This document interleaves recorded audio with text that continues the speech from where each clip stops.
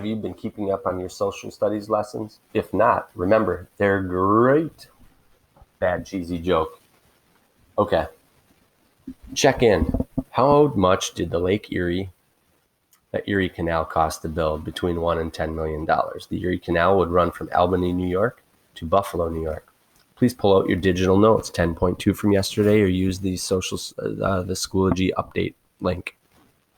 Yesterday's question answer. In the Lowell Mills, girls could earn $3 a week, and half of that was spent on room and board, imagining living off of $1.50 a week. In our last class, we focused on rivers, roads, and turnpikes and how they influence people to move out west. We know that there were several advantages and disadvantages to river travel, however. And traveling on the river, an advantage, you could carry more goods. A disadvantage is they were limited to travel north and south. Remember, the impact of that was that shipping costs decreased because of roads, rivers, and turnpikes. Today is the focus on canals in finishing up 10.2. At the end, you'll have a reading response.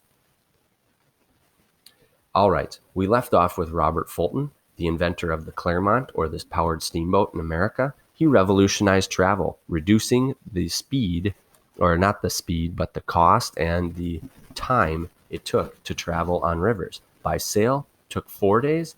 By steamboat, 32 hours. Amazing. Okay. The impact of the steamboat was huge, right? Faster travel time, goods became cheaper yet because you could put more on a boat, and it helped cities like Cincinnati and St. Louis grow. There was a problem, however. The natural geography limited travel north and south, like on the Hudson River here in New York. How would we move goods fast east and west? The answer was a canal. Canals, write this down, are artificial waterways heading east and west.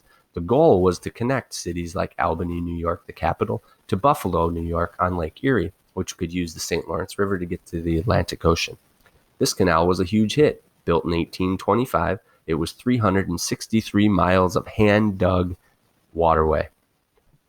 However, you needed locks or compartments to pump in water and take water out to move boats up and down due to the elevation. Remember, there were no steamboats that could fit on these hand-dug canals. They were only like 6, 7, 8 feet wide. So teams of mules, right here you see, had to pull those boats along the canal. It was possible to get how far in 1 day by mule tow. Take a second, pause, and guess. Now that you're back, if you said 24 miles, you're a genius. Now, there were 4 impacts of the canals. It reduced cost of shipping. It brought prosperity to towns, which is wealth and money.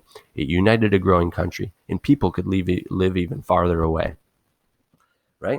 You could be a farmer 50 miles away now and get your goods to a canal, which then led to a river and so on. All right. Western settlement. Obviously, people followed these rivers out west. They were natural highways or arteries. The Ohio River, the Mississippi rivers helped them do that. Life out west was way different when people got there.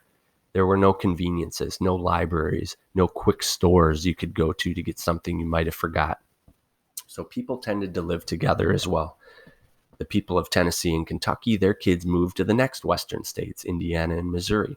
Social life, ladies, was way different. You got together to sew and to quilt. And men and women, your social life was really limited to church and corn husking, those main events. And here's a picture of that.